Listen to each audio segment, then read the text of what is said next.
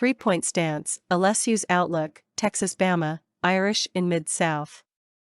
Rivals national recruiting analyst Nick Harris provides his perspective on LSU following its Week 1 loss to Florida State. Texas challenge this weekend against Alabama and Notre Dame's presence in the Mid-South region in the 2024 recruiting cycle.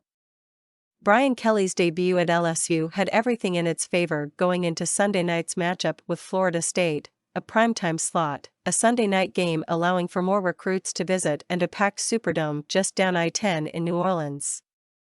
However, what we may have thought would have played out ended up being the opposite as Florida State went into Louisiana and pulled a win right out from under the Tigers in front of their home fans and a large recruit list.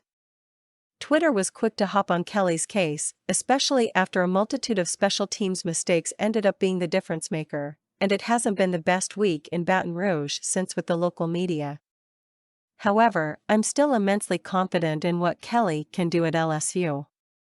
The core pieces in Baton Rouge are strong enough to put LSU in the game with just about any team in the SEC, and the 2023 class will have difference makers arrive on campus as early as January and help shape what the coming years will actually look like under the new regime.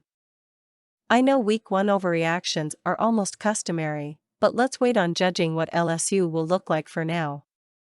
As the Irish turn the page to the Marcus Freeman era, its first recruiting cycle in 2023 has seen Mid-South commitments come in from Jaden Greathouse, Braylon James, Peyton Bowen and Micah Bell from the state of Texas and Jaden Osbury from Louisiana.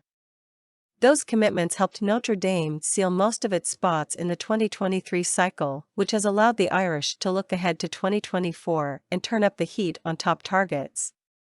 In talking to recruits and sources around the region, Notre Dame is very prevalent in the region with the current junior class. Some of the names that I've heard associated with the Irish to this point have included Micah Hudson, Tylen Singleton, Eli Bowen, Zena Umeozulu, TJ Lindsey and Nigel Smith, just to name a few. If the Irish can replicate their 2023 success in 2024 in the region, it would be safe to say that the program will be a mainstay in the region as long as Freeman is the man in charge. Texas will get a taste of its SEC future this weekend when the Longhorns welcome in No. 1 Alabama to Austin in what will easily be the biggest game early on in the Steve Sarkisian era.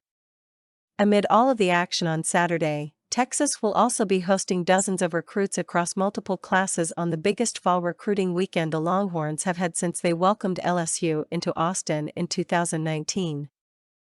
In looking at this game from Texas' perspective, there are multiple ways to look at it. My inclination tells me to acknowledge the perceived fate, which will be a big Alabama win, but to also look for some positives that could carry the Longhorns moving forward, given that's how the staff will have to communicate to recruits before, during, and after. But another part of me expects Alabama to dominate all three phases of the game and provide some embarrassment to the opposing sideline on its home turf.